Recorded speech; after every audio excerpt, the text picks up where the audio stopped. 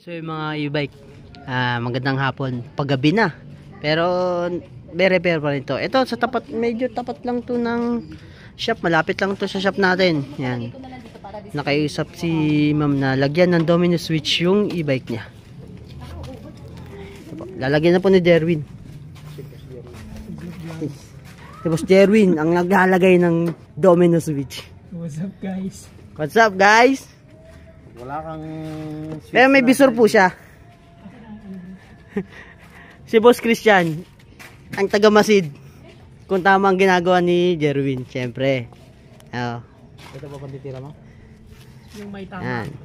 Lalagyan natin yung ano, ng, ang tawag dyan, Win, sealed na yan. Tube, ano? Flexible tube. Yung lalagyan natin ng ano, flexible tube o heat shrink. Imbis na electrical tape, ito yung gagawin natin, mas matibay ito eh. Hindi siya tumutuklap.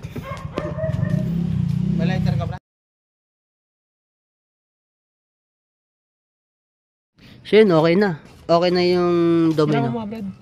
Ito ang purpose nitong domino switch kasi nasira tong ano niya, ito pindutan na to.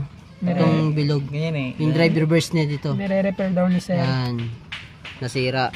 Ano yan? Ngayon, ang remedyo, dumili lang si ma'am ng domino reverse, i-convert natin sa function nitong bilog nito. Mayroon itong drive reverse neutral. Yan. Pag sa gitna po, neutral po yan. Sa baba, drive forward. Sa taas po, atras. Yan po yung function niya.